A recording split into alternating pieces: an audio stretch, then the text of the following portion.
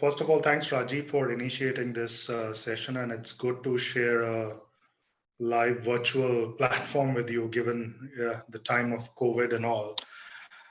Just to introduce myself, uh, 18 of my last 23 years I've spent in analytics AI. And predominantly in my last three innings, I've been a country head to one of the GCCs of Fidelity way back in 2007. And post that, I was the global head of analytics and data science for. We run programs for almost 52 companies, driving open innovation challenges, hackathons, corporate accelerator programs for them. We work with around 920 plus startups, curated startups who create proof of concept for these companies.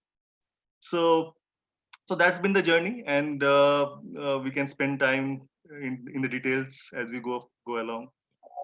Wonderful. So let me expand what you said, Rajiv, and I hope I'm audible to you, right? Yes. Great. So while hearing you and your journey, one of the first thing I had to ask you was this whole sense and intent to innovate has always been there when we talk about global enterprises. I mean, there is a strategy, there is a kind of a sense in terms of how exactly it should go about that. I mean, they should go about that. Having said that, we've also seen lately a very high interest in enterprises, GCCs, and startups going through a huge round of innovation. What's your sense? What is that you see from the marketplace from your vantage point? Okay, so when we started in 2014, 2015, so the whole concept of co-innovation, where the corporates, the GCCs, the whole concept of co-innovation was gradually building up, right? So the GCCs had understood that India is more than just a low-cost labor market, and we have talent in India who can co-innovate with them. So 2015, we saw a lot of BFSI company, a lot of banking. So fintech became the first industry, the banking and the fintech became the first industry who aggressively co-innovated with the startups. Right. Because there were a lot of synergies, right? You can co-innovate products, you can do joint go-to-market. The BFSI had a lot of market access, and startup had the technology, the emerging technologies, so they can co-create solutions and take it to market. So from BFSI, we are now seeing that a lot of the CPG companies, a lot of GCCs from across industry, they have understood that the ecosystem has matured, the startup ecosystem has matured, even the academic innovation ecosystem has matured. There are a lot of ideas, solutions coming from the academia also. And I think from 2017, 2018 onwards,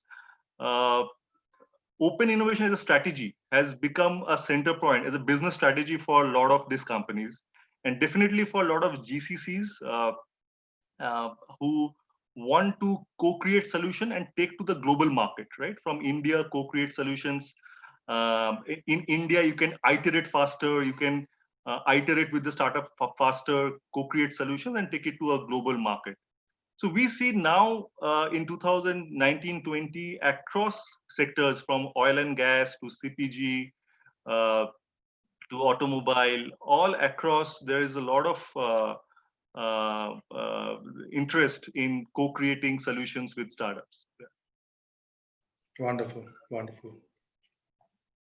So having said that, from the viewpoint, what we see, Rajiv, is over the last multiple years, I had looked at how clients, specifically global enterprises, Indian startups, or even GCCs, go through this entire set of artificial intelligence analytics journey. 99% of them work on what I call ad hoc basis. There is a project, there is an engagement, there is a kind of a stream of business they want to open to analytics AI, and suddenly, okay, they say, let's go about building some insights, building some kind of incubation aspect of building some innovation over there. What seemingly what is lacking is a very cohesive strategy around this. Let me give an example today. Now, if we take an example today of, let's say, Swiggy, they process close to about, and this is I'm talking about pre-COVID period, they were processing close to about 1.5 million orders a day. Now, think of this. If they just seemingly put that data in their data pipes or the best of the data lakes and do not build a strong set of algorithms which can actually bolster to kind of tell their merchant establishments, in this case it's restaurants, that what kind of, let's say, orders or what kind of cuisines are being preferred by the genres of restaurant, what kind of times, the prime times are there in terms of the traffic, and what point of time they'll require what kind of, let's say, logistic workforce to supply the orders. The entire aspect of their kind of a, let's say, aspect of running the whole analytics will go far.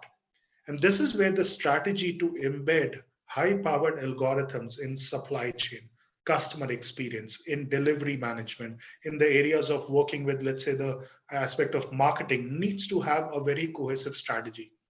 And which is where the aspect is, since you mentioned about co creation and in terms of innovation, organizations today are seemingly saying, look, the current supply chains, how things work today, is not relevant anymore. I give an example. You talked about fintech. Well, a few years back, when we used to apply to a ICICI bank for a credit card, it used to be almost about a 16-step process from the time you pick up a phone, call up a customer care associate, and to the time your card is handed over. 16 steps and 28 days, working days was the turnaround time. Today, because of whole innovation in the value chain, automation and AI, the whole thing gets done in three simple steps, and the turnaround time is 5 days. So look at the efficiency increase. And same way, if we look at, let's say, the whole aspect of even a banking value chain, whether on the retail, on, let's say, on the treasury or investment or commercial side, everything has those high powered algorithms, which is deciding the strategy, how it needs to be shaped up. Now, if I reverse that, and which is also a kind of a question to you, also, which I would like to kind of, how does innovation becomes core to the strategy of the organization, where it's not just about product and solutions or services, which of course is the biggest premise of kind of creating that innovation system in the organization, but it also reimagines the whole customer experience. What is that you've seen specifically from the GCC side? If you would like to provide some examples, that would be great. Yeah, absolutely. So I'll give you some of the companies that we are working with. Uh, so we work with Mercedes-Benz. We work with the GCC arm of Mercedes-Benz, which is MBRDI, as you know. We work with the GCC arm of Mondelez.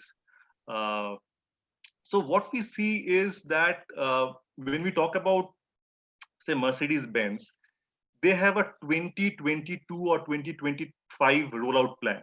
So they have a product rollout plan, right?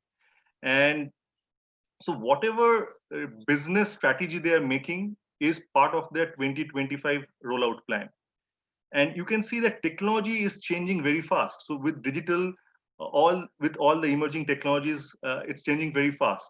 So when they're planning a rollout of from a customer experience perspective, so I'll just give you some examples. Right. So the whole dashboard experience. If you're inside a car, can I personalize the experience? Can I personalize the experience of the smell of the car based on who is driving the car, the smell of the car, the lighting of the car, right? What kind of music that I will play, right? Starting from there to, if I'm driving the car, where is the nearest parking lot, right? Or where is your nearest charging station? So for EV, where is the nearest charging station, right? So if you see all what I spoke about, the EV, the parking, and all of that.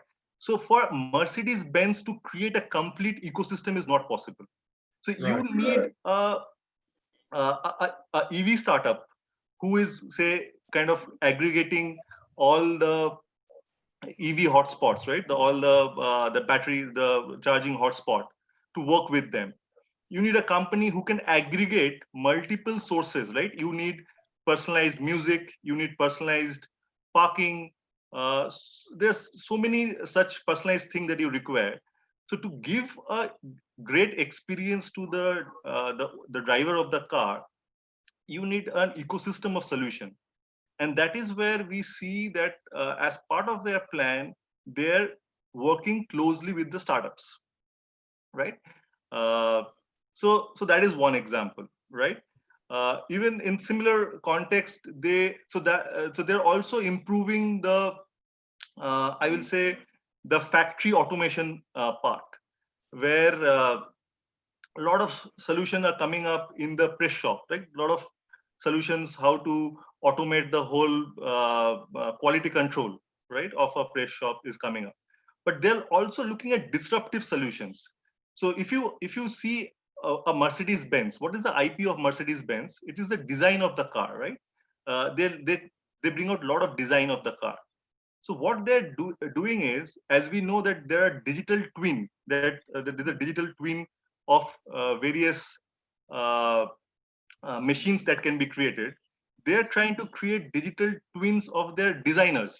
That how a designer is thinking and working on say a Siemens NX machine, right? What is the iteration that they're doing to come out with their design? So these are all disruptive thinking that they're looking at when they're innovating, and for that they're looking to work closely with startups. I think today internal R&D cannot function without a collaborative network. A pure internal R&D today, they have understood it is costly. Definitely, it is costly. The time to market is slower if you're doing internal R&D and taking it. Vis-a-vis, if you are doing open innovation and co-creating, your time to market will be faster. You will be cheaper to market, right? Uh, so there are definite ROI that the GCCs are seeing, and since many of these GCCs are setting up in India, still the cost of innovation is also low in India. Right. So I think there is a lot of merit by which I see from a GCC perspective. But in the same line, I want to ask you, Samir, you have a lot of experience both working in a GCC, as you said, in Fidelity, as well as working with a lot of GCCs, right? Creating AI solutions, creating analytics solutions. So, if you can give us a little bit of a picture of the GCC market as a whole in India, and from an analytics and AI perspective, what kind of work is happening in the GCCs, it will be great, I think, for the audience. Sure. Interestingly, Rajiv, what you said as part of your narrative just now so well resonates in terms of, interestingly, what I call it a GCC 5.0 version, which is happening today. As I said that when I joined Fidelity way back in 2007, post my stint at Genpact, it was purely a cost arbitrage game kind of a thing. Set up the unit, get the leadership team, get the outsourcing processes on the technology and BPM side, and get it going, and produce a dashboard which talks about the kind of, let's say, cost arbitrage you have provided back to your parent company or HQ. Now, things over after that, when I joined Cognizant, I realized have changed. In both Cognizant and Fractal, I opened up specific lines of segment for GCCs because, as you rightly said, later in the game, beginning of 2011-12, they realized that, look, this cost arbitrage game will not take them long. Now, let me give you, first of all, a flavor of the GCC market in India and what the whole structure and the construct is all about. Currently, as per the latest numbers, there are 1,280 GCCs in India, 1280. Now, if you look at from a construct perspective, of course, all of them are actually based on the transfer mechanism problem. I mean, pricing kind of a model. Uh, the sum total of the export revenues what they are kind of producing is close to about 28 billion, which is almost about 7 to 8% of our GDP. So that's the kind of a, let's say, significance they have from an India standpoint of view from export revenues. Second aspect over there is that out of this 1280 GCCs, close to about 50% of them, take about 650, are actually doing some bit of analytics and AI in some shape and form, and I'll come to that. And within that 650, 48% of them, take about 300 odd, are actually taking the help of outsourcing providers, pure play kind of a companies, boutique firms, or startups in terms of AI and analytics because they have realized that they cannot do it all alone. Going back to the point what you said, which is how do you build the capabilities with the extent of the ecosystem out there. Now, in that ecosystem of 650 GCCs providers who are leveraging analytics and AI, there are three, four different versions which are happening. One facet which has always been there earlier, okay, get some quick wins, some kind of a new project, some kind of an engagement from the parent companies, and let's see how it works in from India. Now, it could come from any business function, supply chain, or let's say if it's a CPG company, maybe from a merchandising assortment kind of a, let's say, area, or even from a finance, HR, or marketing or customer experience. That to me is an ad hoc approach of doing analytics AI because over there the sum total of impact is always very siloed. Then there is one another version which is what we call it an AI center of excellence. Now this is a tried and tested formula. uh, Within my last I would say 8 years of working with Cognizant Fractal, I must have set up with my teams close to about 150 odd center of excellence of analytics AI for different GCCs in India. Formula differs over there. There are construct of center of excellence where it's not just federated model. It's also like how do you kind of build innovation, how do you put in transformation, and then do a lot of cutting edge work over there with the advanced ones. The third thing is some of the GCCs, and a majority of them are started looking now, is they are building capabilities of analytics AI to the next level, which means something which the parent company or HQ haven't tried in analytics AI, but they're trying to say, look, we will create those capabilities out here, which means that they cannot just avoid doing innovation and transformation in their GCCs in a larger way. They have to kind of do it, which means they'll have to leverage the larger ecosystem.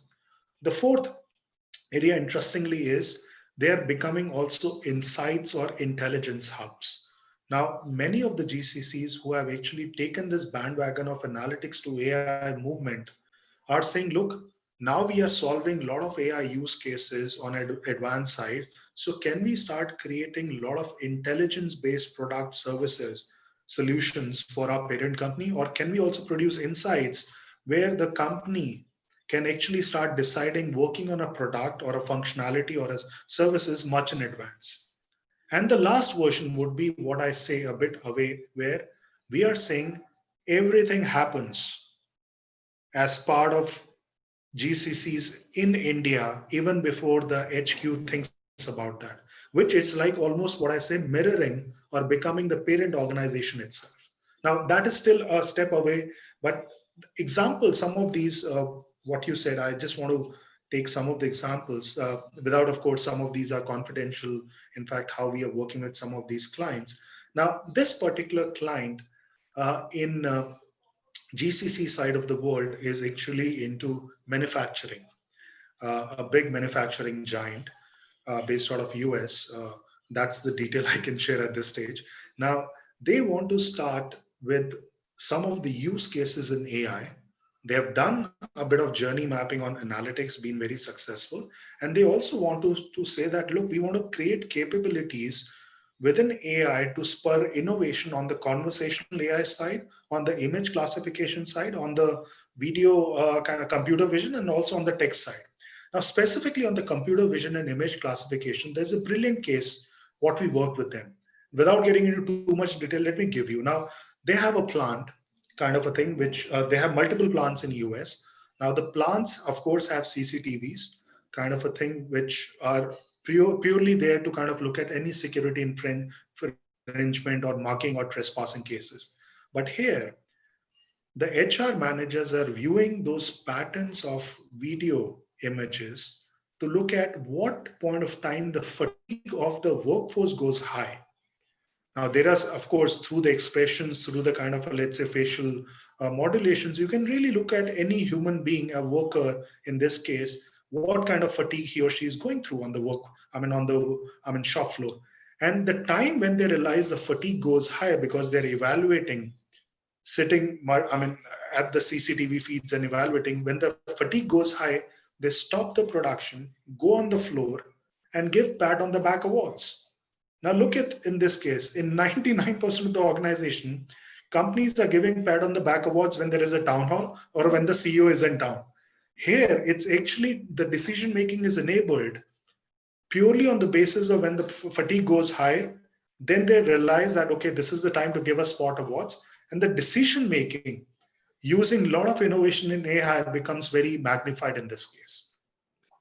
I think that's a great point, and I will just continue on a similar use case that we are working with another GCC, a very large uh, CPG company, and the pilot is still going on right now. So it's about auditing of Kirana stores. So, so if you know that around maybe 15, 20 lakh Kirana stores are there in India. Right. And this Kirana store format is also there in other geographies like Vietnam and other countries, other Southeast countries, where a similar Kirana store model works, the mom and pop Kirana store model, unorganized model work. So what they wanted to do is they wanted to automate the whole auditing process of Kirana stores. Now, they already had technology to do auditing of grocery stores. But if you see, grocery stores are very organized, right? The merchandising is very organized. But for Kirana stores, the merchandising is not organized. So, so similar. So what we did was we actually gave this. We brought this 5 startups and gave them around 13,000 images of the Kirana stores, the pictures that we had taken, right, of different lighting, different angles, right, different kinds of angles, lighting, distance, and everything. And we asked them to create the right models, right, to check for those for the merchandising, and also notify through the CRM system to the field sales guy that this Kirana store, the merchandising is not correct, or vis-a-vis their competitors, we are not placed in a right way. So that whole journey from getting that image to processing that image, the CRM notifying the field sales guy to incentivize a particular Kirana store who is doing it right, and those who are not doing it right, to kind of train them. Now, so what we saw is that from India, we could identify some of the startups who could get this thing done much better than startups outside India. They've already done it in UK for grocery tech, but the kind of solution that was provided here was great. And now they have piloted it in India, and now they are piloting in other geographies. So to answer, to kind of go with your thought, that we are seeing that it is not incremental innovation, that where the GCC is supporting the parent company, but they're innovating here and taking it to the global market. So I think that trend is also pretty much what we are seeing. Like you are saying, the maturity of the GCCs in India to innovate is also kind of growing. I think it's a testimony of that. No, no, So absolutely, Rajiv. yeah, Sorry, go ahead. Go ahead. Yep. yeah, no. So I just wanted to kind of tell our audience that maybe we'll start the open discussion in next 5 to 10 minutes. Uh, so before that, Samit, do you want to kind of talk a little bit about how AI Curate works with corporates and GCCs? What is your methodology to work with them? Maybe for the audience. Sure. So Two things, Raji. One, of course, I'll talk about what we do as part of AI Curate, working very closely with enterprises, startups, and GCCs. But before that, I just want to talk about two use cases we have done for uh, CPG GCC clients. One was in the space where a simple thing, what you rightly said, uh, where AI or data insights could not work. And this case study was more about how do you kind of increase the ice cream sales of this particular brand. I mean, this company, with all due regard, spent enormous money on marketing campaigns, incentivizing the sales force and a lot of these retail stores as well. But ice cream sales didn't kind of increase. And predominantly, a lot of their ice cream sales were coming from large format stores, kind of a thing in India. I mean, sorry, in US, kind of a thing, because this was the GCC case study. Now, they tried all bit of analytics over there. Then, when we looked at this whole case study, we realized that look, it's not about uh, anything about the data or the wrong assumptions on the models or even the algorithm not firing properly. I think there's something missing.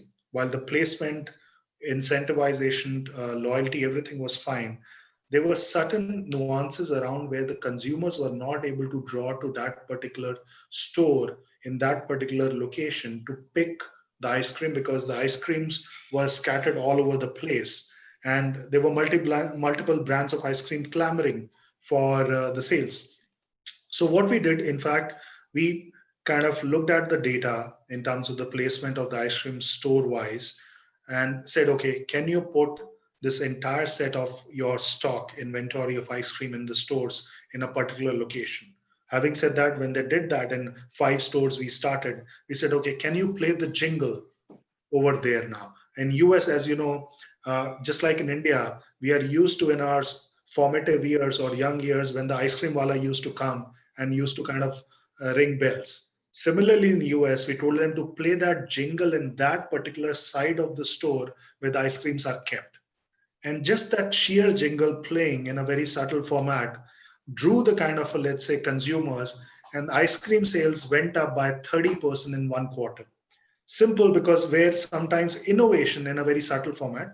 And the second was more about this aspect of how the brand attribution for CPG uh, companies work, where they're spending almost 3 to 5% of their budgets on marketing, specifically on direct marketing on the TV channels and a lot of that kind of OTT channels.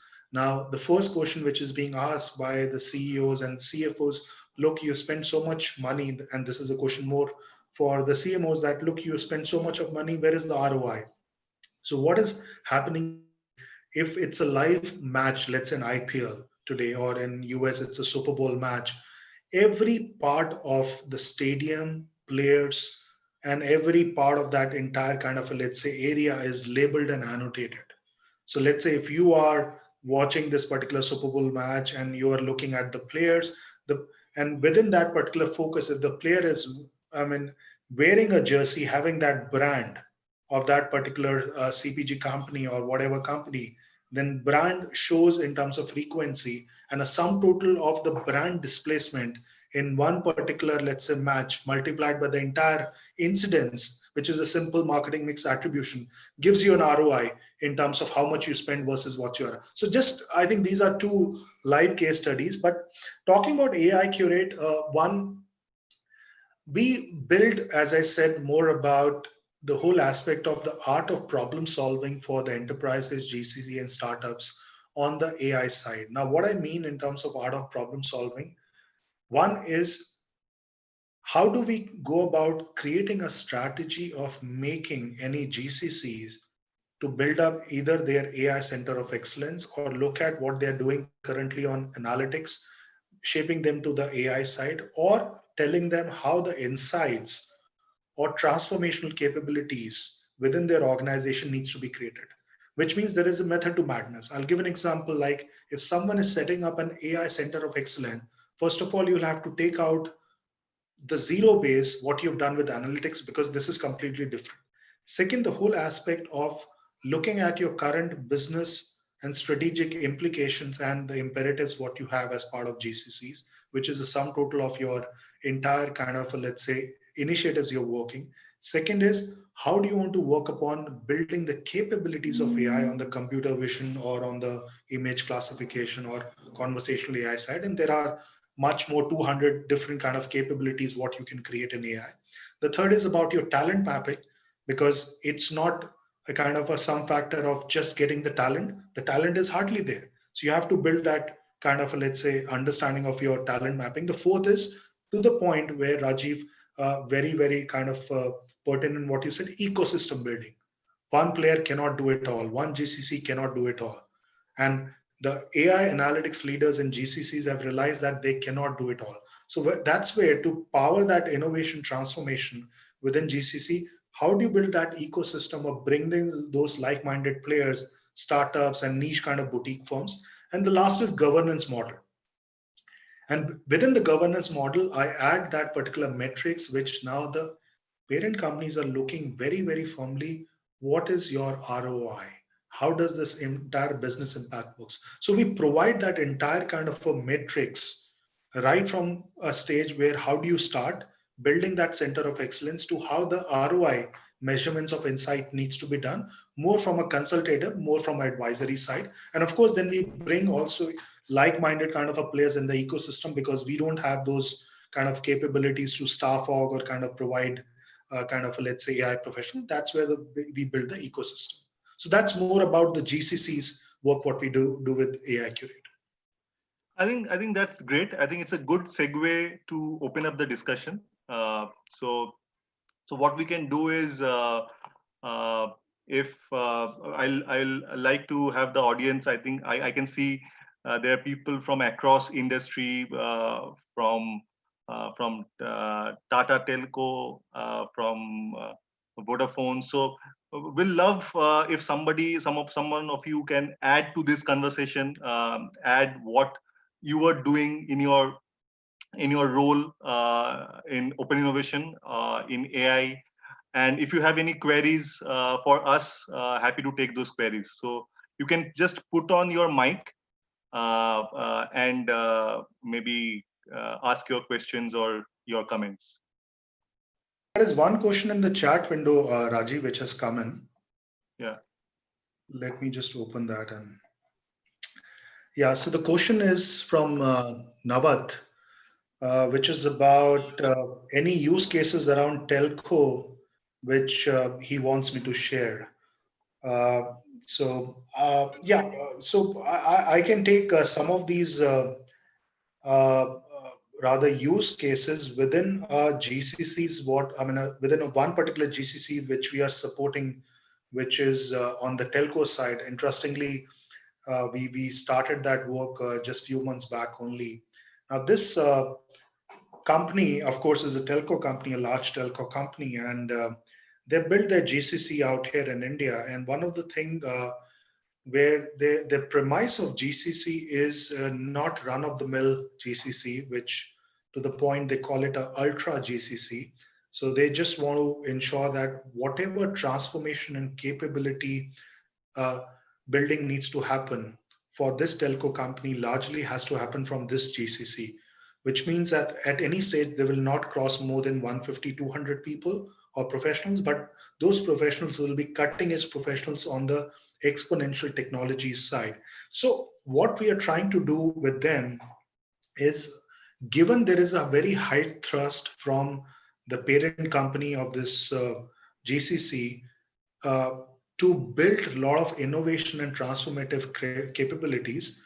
The task what we have mandated is to kind of showcase how do they start looking at what kind of use cases.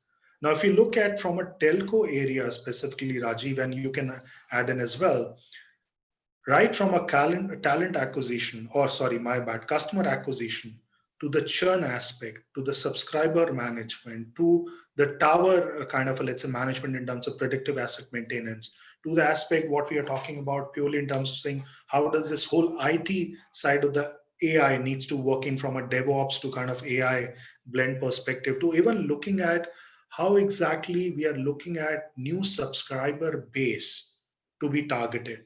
Now, all these aspects needs to come in as part of the use cases. So what we are trying to identify is what is the current way how telco companies are consuming analytics, and they've done a lot of analytics specifically on the acquisition side, and a lot of that work today is being done on the churn side because there is a very high churn of subscribers, so they need to ensure it's well mitigated. So looking at those kind of a churn mitigation strategies, and also looking at, to the point what you said, Rajiv, that how does these cell towers talk to each other.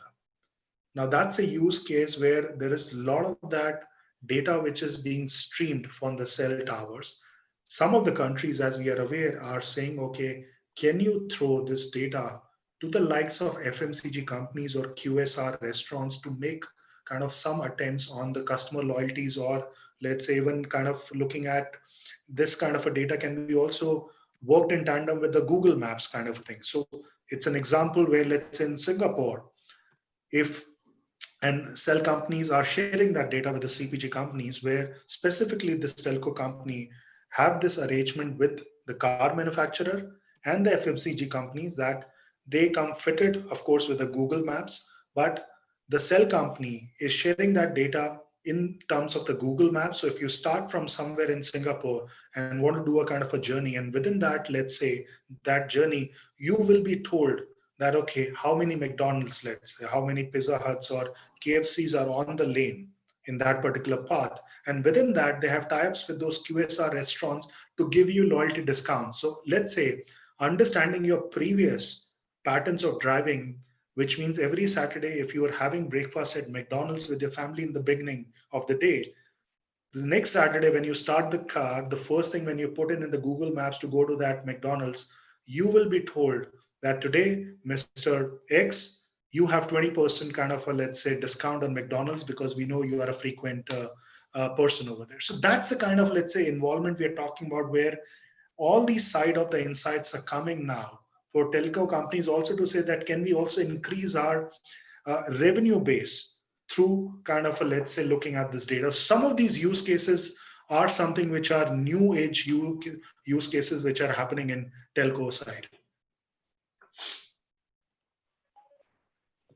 Great. So Thanks, Samir. Thank you so much. So I think there's another question on innovation being handled on the edge and embedded device. So do you have any case studies, use cases on edge and embedded devices? What kind of innovation is happening, core innovation happening? Well, there are two things, Raji. One, I think the inflection point of really AI-based innovation in edge side of the computing or devices will come in when we'll have 5G. So I think there is, I keep on saying that for the sake of materiality, the professionals who are in analytics and AI, our days are still there because we will see a lot of that interest when this 5G gets rolled out, purely because of the new use cases and interventions which will come in. But having said that, there are three, four kind of a cases I want to talk about. One is on this, and because I'm also looking at the other question which has come in, which I'm trying to blend in terms of network security to kind of edge and embedded devices kind of a, let's say, way. One is any large company. Let me give this example, which is not something specific we have currently done with AI Curate, but in the past, I have done this particular case. Google and Amazon consume about 2.8% of global electricity consumption. 3% is a big number. Now, having said that, where is this electricity consumption going? It's actually going in maintaining and upkeeping their millions of servers and data farms across the globe. And which is where it's going, because not only they have to kind of, let's say, maintain, but they have to upkeep the data. And that's why they require these servers. But servers, as you know, Rajiv, these data farms cannot work if the optimal cooling cannot be maintained in those kind of data farms, which means they need large chilling plants, chilling towers and all. Now, this is the major cost, not the kind of a, let's say, cost of running those servers. Now, some of these players who are supporting Google and Amazon in terms of upkeep, they came in and said, look, can you help reduce the power bill, electricity bill for us? Now it's looking like that our electricity bill in the last couple of months have gone up because we've stayed home. And think of this, if we have a rant, they have a bigger rant in terms of the millions of or billions of dollars they're spending on electricity consumption.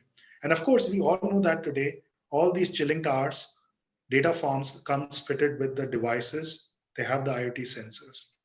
So over there, the IoT sensors are being actually maintained with a command center where in a regular 24 by 7 operations, whenever the temperatures are being optimal and it goes kind of a, let's say, to a side of the threshold of the cooling, the temperature gets reduced. The powers are kind of a maintained at a suboptimal level, and a 40% electricity bill consumption happened for this particular player in flat 1 year. So we're talking about first a large use case, how exactly, and there are umpteen use cases in the preventive asset maintenance side, Rajiv, where embedded edge side of the work is being used from AI innovation side. And maybe something if you have kind of worked or kind of have, I mean, executed with your client, happy to hear that as well.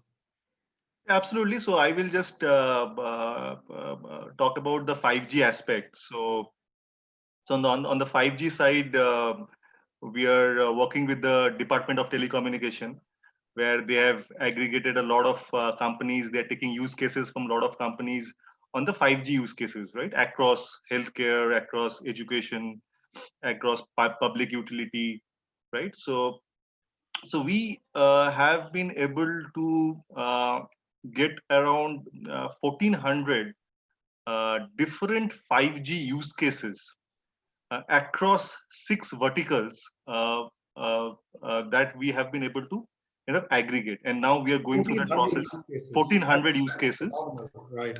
Yeah, 1,400 use cases, and we are planning once this thing is over. So this will be a 6 months process, where from 1,400 will come down to 100, and then they will be given a test bed to experiment. The test bed will be given by IIT Madras and few other companies.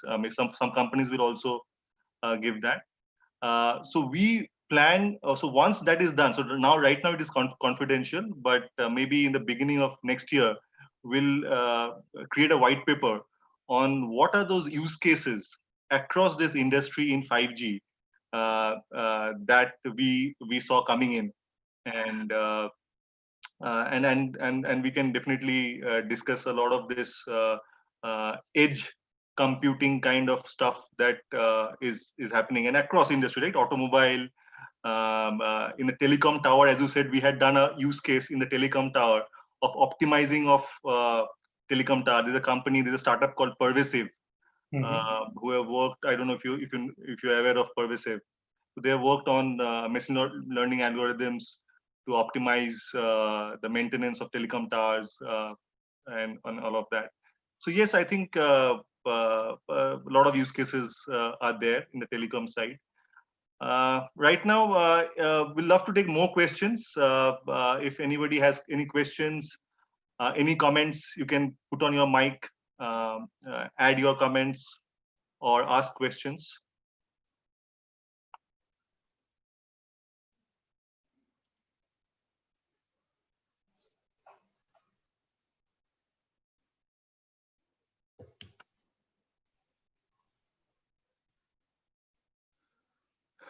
Okay, I think as the questions are coming in, so Samir also will love to understand from you.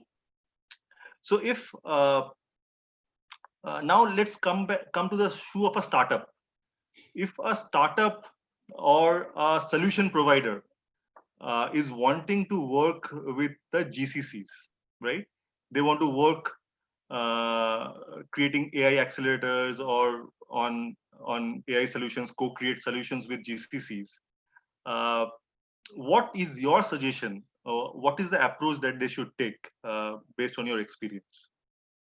My first approach, being very provocative out here, is Rajiv, do not approach a GCC on your own Okay. if you are a startup, with all due regards. The reason I'm saying, look, GCCs have, most of the GCCs, majority of them come with a specific mandate. they know what they got to achieve in a year of operations or year of their kind of, let's say, uh, work. And that's how the whole activities, job strategies are devised, because a lot of that influencing happens from the headquarters, because they are an extension of the headquarters of the parent companies. Second, is also because, as I said, that if you look at the data, 300 GCCs today, more or less, are consuming analytics, AI, doing kind of a cutting edge work on kind of, let's say, innovation with the help of service providers and external players.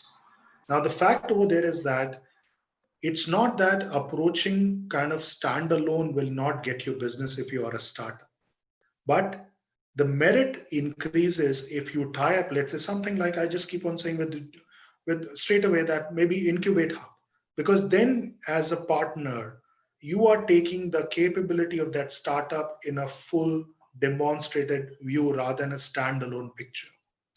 Because at some level, GCCs are also getting besieged by a lot of kind of a players, I mean external players. Now look at this. 5 years back, no one was selling to GCCs. Today, every consulting company, every IT player or a mid-sized company or AI player is selling their kind of solutions platforms to GCCs, including startups. So over there, the propensity to win the game for GCCs for the startups will not happen unless they kind of have a player to take them, kind of a thing. And which is where one, of course, that win aspects increases. The second over there is the fact over there is many of these GCCs are working on the strings of the pearl approach, which means if they want to look at something on the AI side, but AI alone, then it will be either, whether it's conversational or computer vision, or it's more about increasing their algorithmic decision making part. So over there, they have a tendency to look the areas where they don't have talent or inadequate talent, and the areas where they need that external help. And that's where the startups can come in and start kind of a showcasing. Now, having said that, this is not like a kind of a gospel truth, where some of the startups who are doing some really cool work in terms of a platform or a solution or a kind of a capability. And I mean, the GCCs think that, okay, they need to really kind of look at, instead of building that capability straight away, kind of taking this capability and showcasing to their parent company, they have also done it, kind of a thing. But more importantly, those cases are far and few. It's always like being part of the ecosystem with an accelerator or something, an innovation kind of a, let's say, co-creator like Incubate Hub, taking them along, building that whole facet of creating your own niche, and then ensuring where one use case should be then showcased to other GCCs in the like manner. Great. I think, and thanks for the mention, uh, uh, Samir. So, having said that, Rajiv, I just want to also, and even for me and for the audience, how's that you work today with startups? What is that strategy you have adopted, and what if I'm a startup, which I am actually, how do I look at Incubate Hub bolstering my kind of a, let's say, proposition for the clients you work with? Yeah, so two things, right? So when we work with startups, we are very selective whom we work with. So when I said 920 plus startups, we have evaluated 12,000 startups. So there are 12,000 startups in our platform. Out Wonderful. of that, 920 of them we have co-created proof of concept. So 920 startups we are working very closely to co-create proof of concept on use cases. Now, what we provide to the startup is, as you rightly said, a GIC is very focused. They are mandated by the parent company. They know what they want to do. So we are able to aggregate their use cases. That what is the use cases that they are planning to do, not this year, but in the next 2 years. Right. We're able to aggregate those use cases. So a startup with core technologies, if they have core technology, they are exposed to multiple use cases that they can work on, right? Second is that we validate with the corporate that which use cases are strategic to them, and they have a clear sponsorship for that use case. So as you know, there's a lot of experimentation that happen, but Correct. without a proper sponsorship, this use case, this POCs doesn't go forward. It doesn't get into implementation. So we become a conduit for the startups to validate those pieces from a corporate side. So the startup doesn't waste much of time. And then what we do is we become the bridge in creating this pilot cooperation agreement, because the expectation from both sides are different, right? A corporate is expecting something, the startup is expecting something. So a pilot cooperation, that what is that we can deliver in what time frame, and what minimum proof of concept that we should deliver, so that the management takes a decision to now take it forward, either to pilot or to roll it out. Right. So we become those kind of a conduit in this process between the I'm talking about specifically GCC, while we work with other Indian MNCs also. But yeah, with the GCC and the startups, we play that role in between.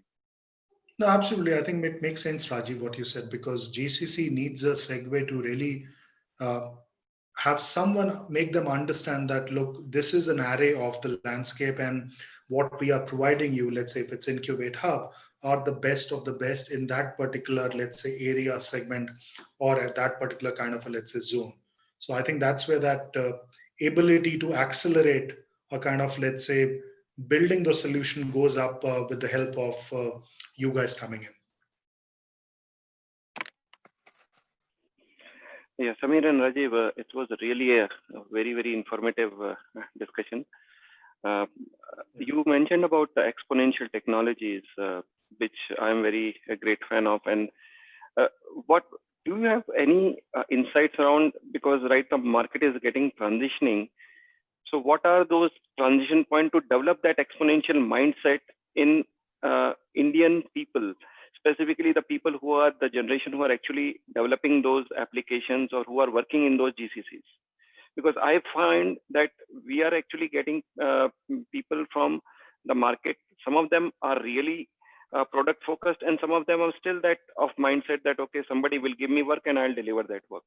So what is this exponential mindset? Do you have something for that? So I think it's a very interesting question, and I will also ask Samir to put some light. But I will, as I mentioned, that when we set up this Institute of Product Leadership, right, the whole mandate of IPL was to create this product mindset and this whole productizing of innovation inside this corporate. So our all the curriculums that were created by Institute of Product Leadership was to build this product mindset. As you know, that there is a lot of service mindset that we have. We are the leaders in the service IT industry. So building the product mindset is what the programs that we used to do for this corporate. And in our currently in our mandate with Incubate Hub, we do definitely we drive some programs for these corporates where we make them work with startups, so that this when they work with startups. So we do these hackathons where the employees from the corporate and the startup works together on a problem, right? So when they work together for say 30 to 45 days, there is some bit of learning that happens between both sides, right? The startup kind of gives them that whole angle of how do you iterate, what are the new technologies, that fast agile approach, and the startup understands the corporate culture, right? So through that we help build those cultures of an entrepreneur, right? So a entrepreneur who is always innovating, who is looking at solving problems. But I will love to hear from Samir, because that is one area, to be honest, what we see, Samir, is that when we work on an open innovation mandate, the biggest need for any corporate or these GCCs are like the clarity on the use cases, the clarity on the strategy, then building that culture, as Deepak was mentioning, building that culture internally. Otherwise, if the culture is not built, nothing will be adopted, right? You cannot adopt the solutions. So do you have any thoughts on your interventions from AI Curate? What do you do? So first of all, I think it's a very great question. What is being asked, and adding on, Rajiv, to what you said, because you rightly said, yeah, because at some level there are those ways in terms of creating that culture through hackathons, do kind of, let's say, rapid experimentation, agile methodologies. But my take over there is that, look, fundamentally, if we look at today and from here on, one, there are two segments of talent which will remain in the workforce. One talent which exceedingly keep on kind of uh, learning new skill sets, could be on the exponential side, could be on any other side. And second talent, which is being untapped today, but being very much there, is the gig workers who will continue to experiment on their own, work with different kind of GCC startups at the same length and breadth, and continue to kind of pose a challenge to already traditional kind of a workforce. Now, that is the landscape of the talent. The second thing which will happen very fast is that, specifically in the GCCs, most of them have realized that it's not about the scale of the people they are responsible that will be a benchmark. It will be the whole aspect of creating impact, intelligence, and insights for the parent company, which will matter. Which means the use cases, to the point, Rajiv, for them to produce that ROI within a year, ROI from an impact or insight perspective, have to be a strategic effort, then being transactional. Now, as a force fit, what they will do then to build that system where, even if you say today AI kind of works very quickly on understanding what is the market landscape in a particular industry, what are the trends, what are the kind of, let's say, new kind of solutions are coming, and what should be specific to that particular enterprise or GCC, what we call kind of a rack and stack. You put that algorithm in a segmentation basis, it will give you that picture, but insights cannot be taken over there. Then what will happen?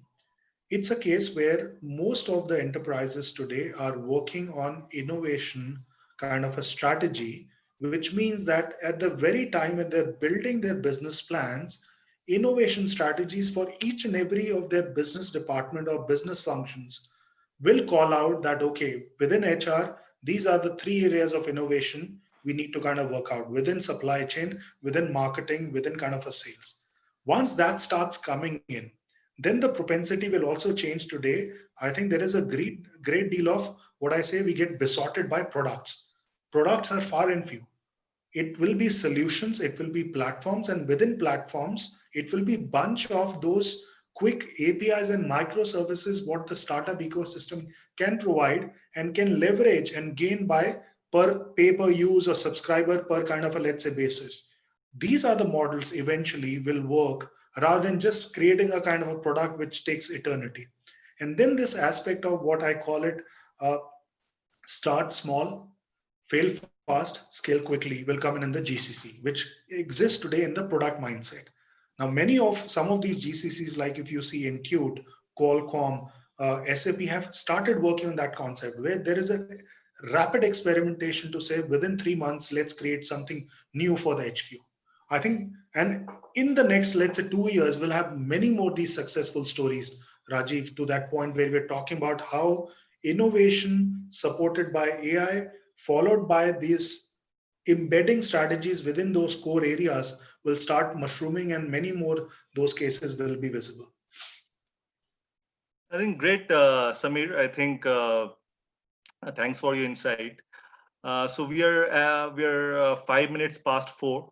So we wanted to conclude at 4. So what we can do, Samir, is we can continue this discussion. So maybe every month we can host a session, and we can go to specifics. Maybe we can do industry specific